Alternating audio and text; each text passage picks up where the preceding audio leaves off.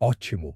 Entendido. Farei a tradução completa do roteiro sem alterar a estrutura, incluindo títulos ou parágrafos. Aqui está a tradução para o inglês. You ever hear someone knock on your door right in the middle of the night with the snow falling so heavily that the sound seems to die in the air? I did. And what I saw that night wasn't something I could have made up. It's 27 degrees below zero outside.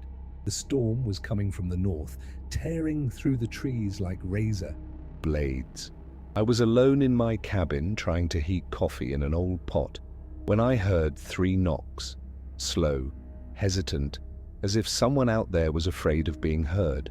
I opened the door thinking it was some lost hiker, but they were 2 small figures covered in snow up to their shoulders. I thought they were children, until one of them raised her face. The eyes were black, without any shine, and when she spoke, she used my name. Jack. The voice was hoarse, yet carrying a sound that doesn't belong to this world. They were trembling, they looked human, but I knew, even before understanding how, that they weren't. And worse, that they knew me. My name is Jack Mallory. I was over 50 when all this happened, and at that time, I lived alone in the Uinta Mountains in Utah. The cabin was small, made of pine and stone, with no neighbors within a 6-mile radius. The radio barely picked up, and the phone, when it worked, only served to hear the silence on the other end. After my wife died, in '84, I found no reason to stay in the city. I worked as a forest ranger for almost 20 years. I knew every trail, every valley, every sign of change in the wind. But there was a piece of the territory, an area that crossed onto Navajo land, where I hadn't set foot since '79. There was something there that shouldn't be touched. The routine was simple. Wake up before the sun, gather firewood, fix fences, and in the late afternoon, I'd watch the distant lights of the towns to the south, wondering how many people still remembered me. Sometimes I'd hear wolves, sometimes something different, steps too light, as if someone was trying not to make noise. I told myself it was the wind or a wounded animal. The mind, when it spends too much time alone, learns to invent company. The winter of '92 was the coldest I had ever lived through. Snow covering the roof for weeks, the river frozen solid. By then, I already talked to myself. Nothing scary, just a way to hear a human voice. The kind of loneliness you learn to accept. Until the night I heard those knocks on the door. 3 slow, spaced-out taps. And the wind suddenly stopped blowing. When I opened the door, the wind came in like a blade. The snow was horizontal, cutting my face. The 2 figures stood, motionless. The smallest one was trembling so much that her teeth were chattering. I remember thinking, my God, they're just kids. I called them inside. I said I'd light the fire and get blankets, but they didn't move. They stood there, on the threshold, looking at me. That's when I noticed the eyes, large, black, reflecting the lamplight like wet glass. They didn't blink. Are you lost? I asked. The taller one raised her face, slowly. Are you Jack? The voice sounded wrong, high and husky at the same time, as if several voices were speaking together, trying to fit in. Yes, I am. How do you know my name? Neither answered. They just took a step forward, still on the doorstep line. The fire in the fireplace was crackling behind me, and the light cast long shadows on the walls. That's when I noticed something else. The snow falling on them didn't melt. It remained stuck, hard, as if the cold was coming from within. Instinct told me to close the door, but there was something in those voices that pulled me in. They seemed familiar. Something from years ago, from a place I was trying to forget. The smaller one raised her arm, showing her palm. And I swear to everything, she had scars in the exact same pattern I had seen in '79 when I found 2 bodies near the Navajo reservation border. 2 young people, a boy and a girl. My stomach froze. I closed the door slowly, locking it from the inside. The sound that came next was not human. It was like a scream swallowed by the wind, a mix of voice and animal. I spent the rest of the night awake with the shotgun on my lap and the fire almost dying. Outside, I could still hear footsteps, small ones, circling the cabin. And from time to time, someone whispered my name. It dawned grey. The storm had stopped, but the cold felt heavier. The front door was covered with a layer of ice, and small marks surrounded the porch. They weren't ordinary footprints. The tips of the feet were too long, and some seemed to walk backward. I tried to rationalize. Coyotes, maybe, or hallucination. Isolation had done this to me before. Distorted sound, time, even memories. I made coffee, but my hands were shaking so much that half spilled on the table. When I went out to check the generator, I saw something hanging on the fence. A piece of fabric, like a child's clothing, bluish, with the same pattern as the jackets from the Navajo Reservation Protection Program. Those children I had found dead 13 years earlier wore clothes like that. My body chilled. I looked at the tree next to it and noticed someone had carved something into the bark, 3 vertical lines cut by a horizontal one.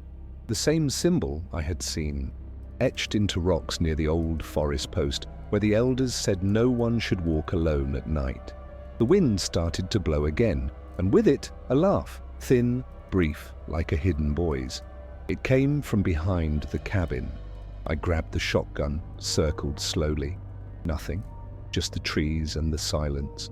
When I went back inside, the fire was out, and on the window glass there were handprints, small but elongated, with very thin fingers. Some came from the inside.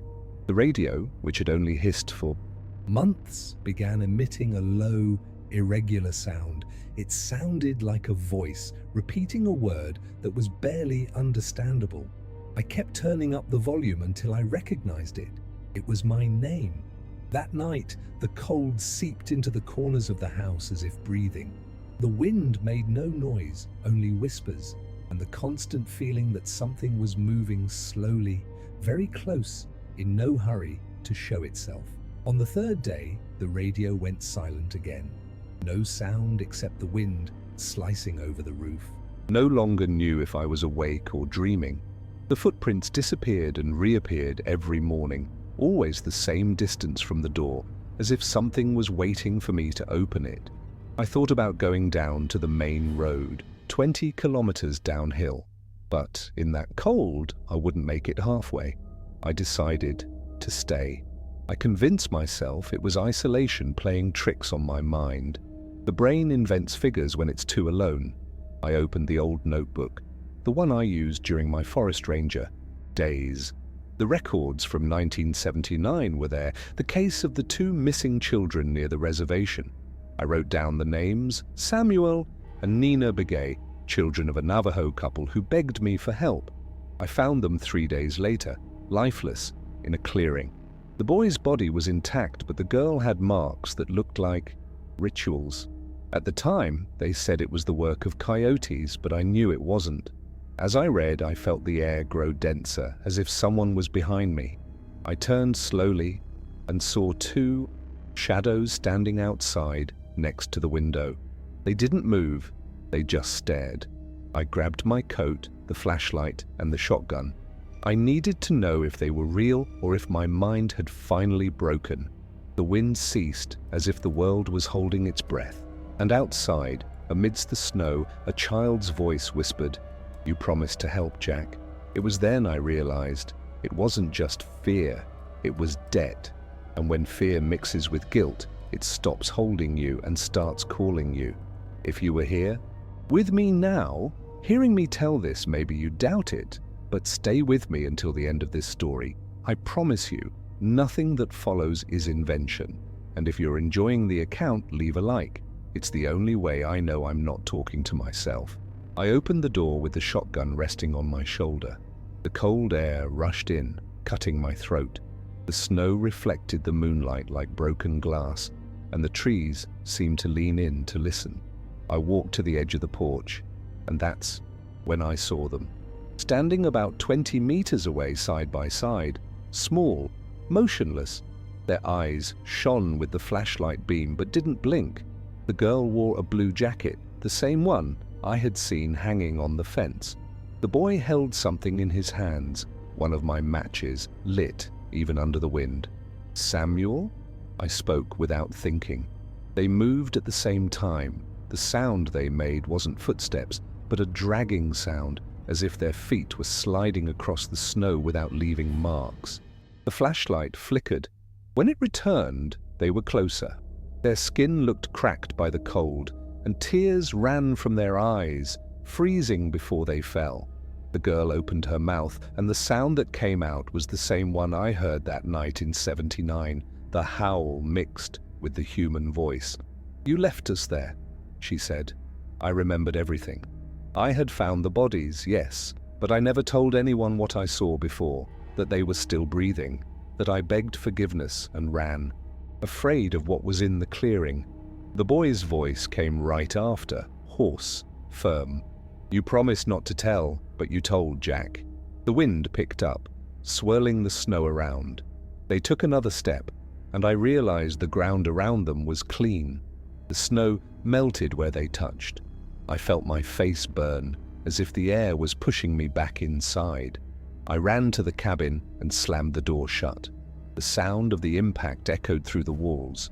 But what came next was worse. 3 slow knocks from outside, the same ones as before.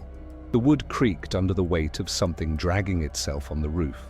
And, amidst the noise, the children's voices whispered my name, one from each side of the wall, as if the house was breathing along with them. I grabbed the flashlight and the shotgun, pushed open the back window and jumped out. The snow swallowed me up to my knees, the wind cut my face and the flashlight beam trembled in my hands. I needed to reach the barn, about 50 meters away, where I kept gasoline and the old emergency radio. But with every step, the sound of the voices followed me, sometimes ahead, sometimes behind. "Jack, it's cold. You promised to help." I ran, stumbling, until I reached the barn. I locked the door from the inside, trying to breathe. The flashlight fell and went out. The pitch black was total. I smelled burnt iron and heard something dragging itself across the floor, very slowly. I struck a match. The flame revealed marks on the walls, symbols scratched with a knife, ancient, the same ones I had seen etched into the stones of the clearing in '79. In the center, a circle with 2 crossed lines, and right in the middle, 2 pairs of eyes shining in the dark. "We didn't want to die, Jack. You could have saved us." I was trembling. They weren't there to kill me. They were there to make me remember. That night, years ago, I found them alive. Wounded, yes, but breathing. And when I heard what was coming from the forest, the sound of hides dragging, the chanting, I ran. I left them there, surrendered to whatever it was. When I returned with backup, the bodies were already cold, and no one wanted to hear the rest of the story. The match burned my fingers and went out. The darkness returned, along with the sound of something crying near the door. I grabbed the flashlight and aimed it. The 2 were there, kneeling, trembling, covered in snow. There was no hatred in their faces, only the same look they had when they died. Plea, forgiveness. The girl's voice whispered, "To help is to stay, Jack." The roof groaned. The wind came through the crack, extinguishing everything. And then, only silence. I pushed open the back window and jumped out, sinking up to my knees in the snow. The cold cut through my coat like a knife. The sky was heavy, starless, and the flashlight beam trembled in my hand. All I heard was the sound of breathing, mine and another, a little behind. I ran to the barn. The wood groaned. When I slammed the door and locked it from the inside, the darkness was almost solid. In the corner, the smell of gasoline, iron, and old blood. I struck a match. The flame illuminated symbols carved into the walls, 3 vertical lines crossed by a horizontal one. I knew them. I saw the same ones on the stones in the clearing where I found the children. The match burned quickly, and in the weak light, I saw 2 pairs of eyes watching me from the shadows. Small, firm, You left us there. The ski voice came from the darkness, dry, trembling. The sound of it broke my chest. The second match lit. The girl was standing, the boy kneeling. Neither of them seemed solid, as if the cold had stolen the outline of their bodies. To help is to stay, Jack. I remembered everything. In 1979, I found them alive. But I heard something coming from the trees, something that walked on 4 legs and spoke with a man's voice. I ran. I left the 2 there, begging for help. I returned with backup 3 days. Later, and all that remained were burned bodies and the symbol on the ground. I told the police they were dead when I arrived. A lie. The flashlight flickered, and they were closer. The boy reached out his hand. I backed away. You can still fulfill it, Jack. The roof creaked. The snow began to give way. The flashlight went out for good. In the dark, I felt something warm running down my fingers. Tears or blood, I don't know. And before everything went black, I heard one last whisper, almost human. Now you remember. Then only silence. The kind of silence that belongs nowhere. It took them 3 days to find me. A search party from town guided by an old friend from the forest patrol. They said they found my cabin destroyed, half burned, half buried in the snow. I was about 300 meters away, unconscious, with signs of hypothermia and burns on my hands. I never managed to explain what happened. The cabin radio was found melted as if it had been struck by lightning. On the ground, etched into the ice, the same symbol from the clearing.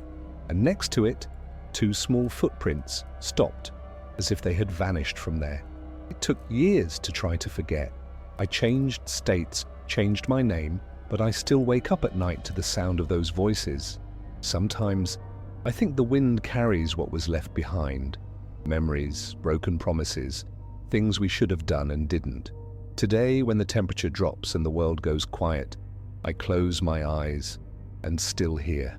To help is to stay, Jack. If this story touched you in some way, leave a like, subscribe to hear more accounts like this, and hit the bell so you don't miss the next one. Sometimes the past is still out there, waiting for us to finally listen.